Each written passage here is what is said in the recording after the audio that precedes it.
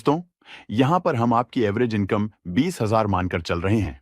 तो यहाँ पर आपको अपनी सैलरी का 10% यानी कि 2,000 हर महीने इन्वेस्ट करना है। अगर आप इस इन्वेस्टमेंट को हर महीने जारी रखते हैं, तो आप एक टाइम पीरियड के बाद 2 करोड़ रुपए का फंड बना सकते हैं।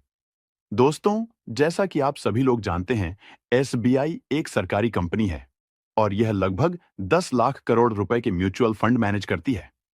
दोस्तों, वैसे तो एसबीआई के बहुत सारे म्यूचुअल फंड हैं, जिसमें आज हम सबसे best mutual fund SBI Contra fund direct growth के बारे में बताने एनआईबी की बात करें, तो इस फंड का अभी जो एनआईबी चल रहा है वह है 407 रुपए। एनआईबी किसी भी म्यूचुअल फंड के यूनिट प्राइस को कहते हैं। इस म्यूचुअल फंड के एक साल के रिटर्न की बात करें तो इसने 21% का रिटर्न दिया है। अगर हम इसके पिछले 3 साल के रिटर्न की बात करें तो 25% का इसने रिटर्न दिया है और पिछले 5 सालों में 30% का एनुअलाइज्ड रिटर्न अपने इन्वेस्टरों को दिया है। दोस्तों, एसबीआई की तरफ से इस फंड को 1 जनवरी 2013 को लॉन्च किया गया था। इस फंड में अब तक करोड़ों लोगों ने 41,326 करोड़ रुपए इन्वेस्ट किए हैं। दोस्तों, अब बात करते हैं इस फंड के लॉक इन पीरियड की। इस म्यूचुअल फंड में किसी प्रकार का लॉक इन पीरियड नहीं है। मतलब आपने अगर इस फंड में पैसा इन्वेस्ट किया है तो वह आप कभी भी जरूरत पड़ने पर पैसे निकाल सकते हैं। इस फंड में अगर आप 1 साल से पहले पैसा निकालते हैं तो मात्र 1% का आपको चार्ज देना होता है। इस म्यूचुअल फंड का एक्सपेंस रेशो 0.58% है। इस म्यूचुअल फंड में अगर आप लमसम इन्वेस्टमेंट करना चाहते हैं तो मिनिमम 5,000 रुपए की इन्वेस्टमेंट करनी होगी। लमसम में मैक्सिमम इन्वेस्टमेंट की कोई भी लिमिट नहीं है। आप जितना भी चाहे इन्वेस्टमेंट कर सकते हैं। अगर आप इस म्यूचुअल फंड में एसआईपी शुरू करना चाहते हैं तो उसमें भी इन्वेस्टमेंट मिनिमम 500 रुपए मंथली का है। मैक्सिमम इन्वेस्टमेंट की यहां पर कोई भी लिमिट नहीं है। चलिए दोस्तों, अब कैलकुलेट करके देखते हैं कि अगर आप इस म्यूचुअल फंड में 2,000 रुपए मंथली इन्वेस्ट करते हैं तो कैसे 2 करोड़ रुपए का फंड आप बना सकते हैं। हम यहां पर मानकर चलते हैं कि एसबीआई के इस म्यूचुअल फंड में आप 2,000 रुपए हर महीने इन्वेस्ट करेंगे और हम इस म्यूचुअल फंड का एस्टिमेटेड रिटर्न इसकी पास्ट परफॉर्मेंस को देखते हुए 18% ईयरली मानकर चलते हैं। तो इस हिसाब से अगर आप 2,000 रुपए हर महीने 5 साल तक इन्वेस्ट करते हैं तो 5 साल में जो आप कुल इन्वेस्टमेंट करेंगे वह होगी 1,20,000 रुपए, जिस पर 18% रिटर्न के हिसाब से कुल रिटर्न 75,316 रुपए मिलेगा। तो यह सब मिलाकर आपके टोटल फंड की वैल्यू 1,95,316 रुपए हो जाती है। अब दोस्तों, असली खेल यहीं से शुरू होता है। अगर आप यह 1,95,316 रुपए को 5 साल बाद म्यूचुअल फंड से निकाल लेते हैं तो आप इन रुपए से एक बड़ा फंड नहीं बना पाएंगे और हो सकता है आप इन पैसों को कहीं खर्च कर दें। लेकिन अगर आप इन्हीं पैसों को निकालकर इसी म्यूचुअल फंड में लमसम इन्वेस्ट कर दें और इसके बाद एक भी पैसा जमा न करें तो इन पैसों से आप 2 करोड़ रुपए का एक बड़ा फंड बना सकते हैं। चलिए, हम इसको एक कैलकुलेशन के माध्यम से अच्छे से समझ लेते हैं।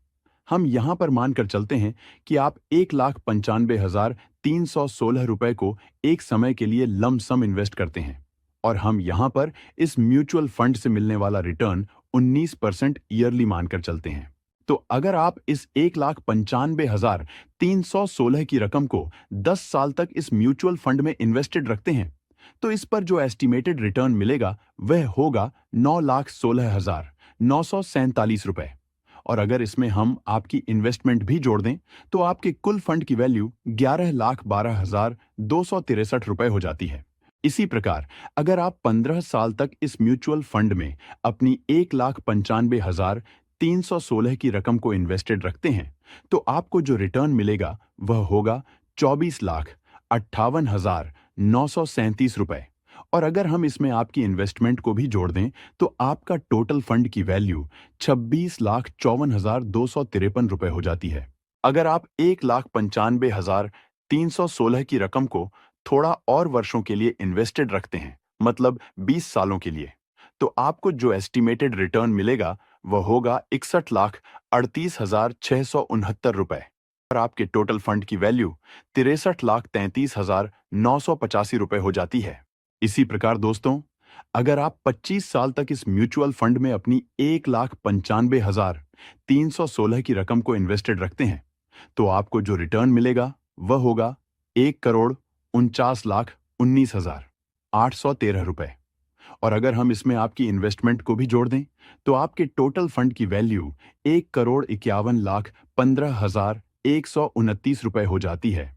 दोस्तों, आप यहां पर देख सकते हैं कि किस प्रकार से कंपाउंडिंग की पावर काम करती है।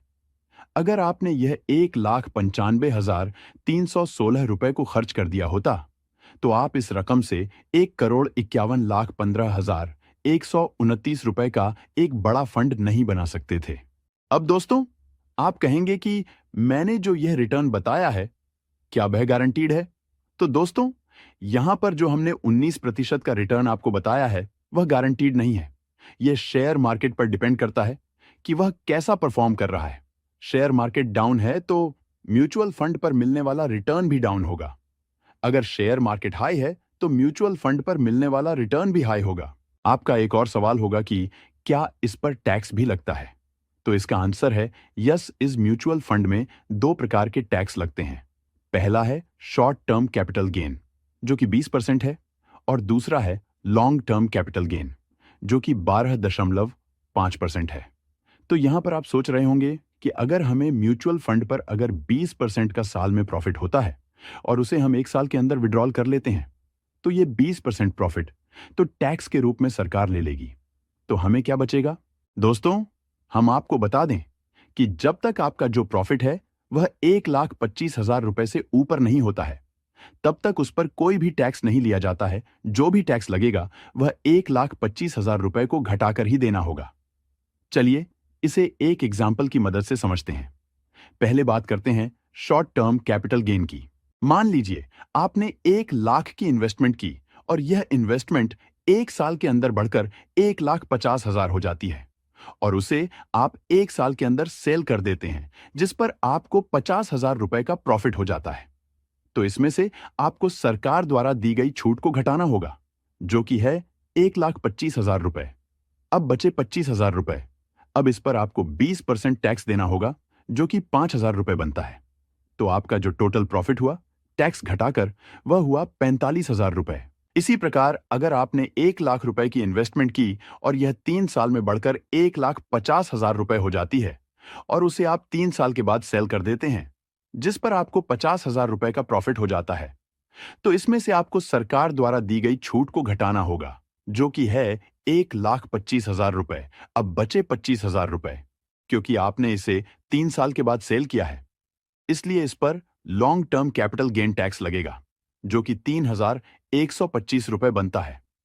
तो आपका जो टोटल प्रॉफिट हुआ टैक्स घटाकर वह हुआ 48,125 रुपए।